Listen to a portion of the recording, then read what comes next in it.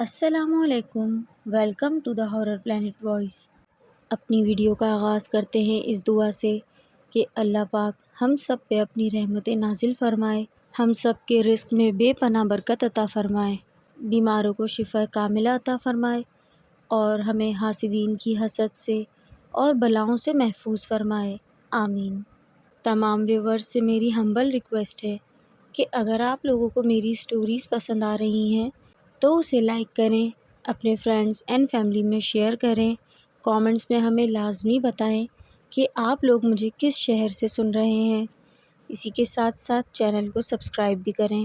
تو شروع کرتے ہیں آج کا ایک خوفناک سچا واقعہ۔ میں اپنے مخصوص دوستوں میں بیٹھا ہوا تھا اور ان سے گپ شپ چل رہی تھی کہ میرے بہت اچھے دوست کی کال آ گئی۔ موبائل فون کی رنگ بجی تو میں نے نمبر دیکھے بغیر کال اٹینڈ کی۔ آگے سے طیب کی آواز سنائی دی، السلام علیکم جناب۔ وعلیکم السلام جناب محترم، صبح سے کدھر غائب ہو؟ میں نے بے تکلفانہ انداز سے پوچھا۔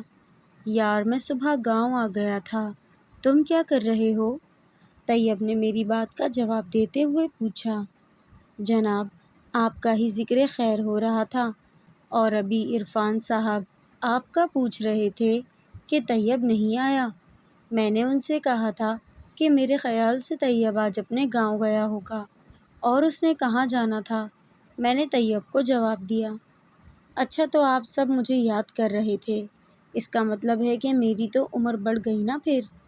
تو علی پھر تم ایسا کرو کہ فوراً مجھے لینے آ جاؤ بائک پر۔ طیب نے یہ الفاظ کیا کہے مجھ پر تو جیسے بم ہی گرا دیا۔ بھائی پاگل ہو گئے ہو، رات کی 11 کا ٹائم ہے اور تم مجھے کہہ رہے ہو کہ بائک پر جناب کو لینے آ جاؤں؟ او بھائی میں شہر سے کبھی باہر نہیں گیا اور رات کے اس وقت تم کو لینے آؤں؟ میرا تو دماغ ہی گھوم گیا۔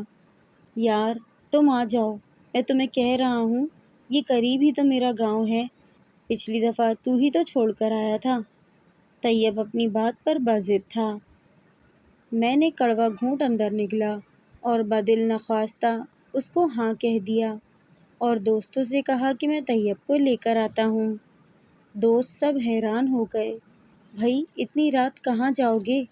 میں نے کہا اللہ مالک ہے، اب ایک دوست ضد اگر کر ہی گیا ہے تو جانا تو پڑے گا نا، میں نے بے چارگی سے کہا اور بائک نکالی، کک لگائی، اللہ پاک کا نام لیا اور بائک کو ریس دی۔ طیب کے گاؤں والے رستے پر میں نے نظر ڈالی اور طیب کے گاؤں والے رستے پہ نکل پڑا۔ گاؤں شہر سے کافی فاصلے پر تھا اور مجھے صحیح سے اندازہ بھی نہیں تھا کہ کس جگہ اس کا گاؤں ہے۔ میں دن کے وقت ضرور آیا تھا لیکن اتنی رات گئے میں نے خواب میں بھی نہیں سوچا تھا۔ بہرحال ان سوچوں میں مگن میں بائک پر جا رہا تھا۔ رات کا سب سے خوفناک پہر تھا اور جو مجھے کبھی ڈر نہیں لگا، آج وہ ڈر بھی سارا سمٹ کر میرے وجود میں آ چکا تھا، کیونکہ گاؤں کا راستہ جو کہ بہت زیادہ ویران تھا، کوئی ایک آدھ بائک پاس سے گزرتی میرے دل کو لمحہ بھر کے لیے سکون آ جاتا، ورنہ وہی خاموشی اور خاموشی کو چیرتی ہوئی وہی میری بائک کی آواز جو اس وقت مجھے بہت خوفناک لگ رہی تھی۔ اچانک بہت دور مجھے ایک آدمی کا ہیولا سا محسوس ہوا۔ میں نے سوچا اس بندے سے رک کر پوچھتا ہوں گاؤں کا راستہ کہاں ہے۔ ابھی میں یہی سوچ رہا تھا کہ اچانک مجھے لگا وہ ہیولا مجھ سے بھی تیز رفتاری کے ساتھ میری طرف بڑھ رہا ہے۔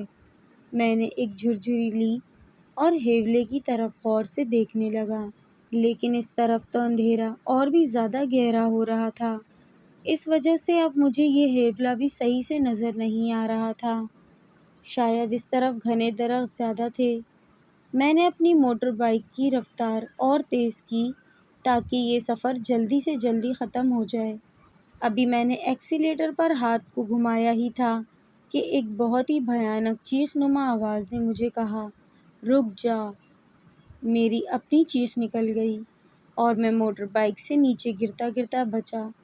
بہت مشکل سے بائک کو سنبھالا۔ مجھے لگا کوئی اور ہوتا تو اس کا کلیجہ ضرور پھٹ جاتا۔ معلوم نہیں مجھے اس وقت کس طاقت نے بچایا تھا۔ میری بائک ایک دفعہ تو میرے ہاتھ سے آؤٹ آف کنٹرول ہو گئی تھی، لیکن میں جلدی ہی سنبھل گیا۔ کچھ فاصلے پر مجھے لائٹ نظر آئی۔ میں نے وہاں اترنے کا فیصلہ کیا اور سوچا کہ اتر کر طیب کو کال کروں گا۔ میں نے بائک کو اسپیڈ دی اور روشنی والی جگہ پر پہنچ کر میں نے بائک بند کی۔ اتر کر سب سے پہلے اپنے حواس بحال کیے۔ ڈر کے مارے میرا ویسے ہی بہت برا حال تھا۔ میں نے اپنی جیب سے موبائل نکالا اور طیب کا نمبر ڈائل کرنے لگ گیا۔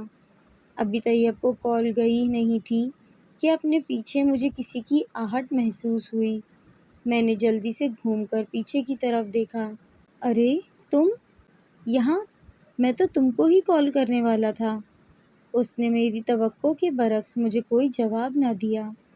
طیب خاموش کھڑا میری طرف دیکھ رہا تھا، جیسے وہ کسی کے ٹرانس میں ہو۔ میں اس کی طرف بڑھا تاکہ جلدی سے اسے ایک چماٹ لگا سکوں۔ جس نے مجھے اتنی رات کو یہاں بلایا ہے اور اب ڈرامے کر رہا ہے؟ لیکن وہ مجھے آگے بڑھتا دیکھ پیچھے کی طرف قدم بڑھا کر چلنا شروع ہو گیا۔ جیسے جیسے میں اس کی طرف بڑھا، ویسے ویسے ہی وہ پیچھے ہوتا گیا۔ میں جیسے ایک معمول کی حیثیت اختیار کر چکا تھا۔ طیب نے اب کھیتوں کی طرف رخ کر لیا تھا۔ اس کا منہ میری طرف تھا، لیکن وہ پیچھے کی طرف چل رہا تھا، جیسے وہ اپنی آنکھوں سے پیچھے کی طرف بھی دیکھ سکتا ہو۔ موڑ تو وہ ایسے کاٹ رہا تھا جیسے اس کو پتہ ہو کہ اس نے مجھے کہاں لے کر جانا ہے۔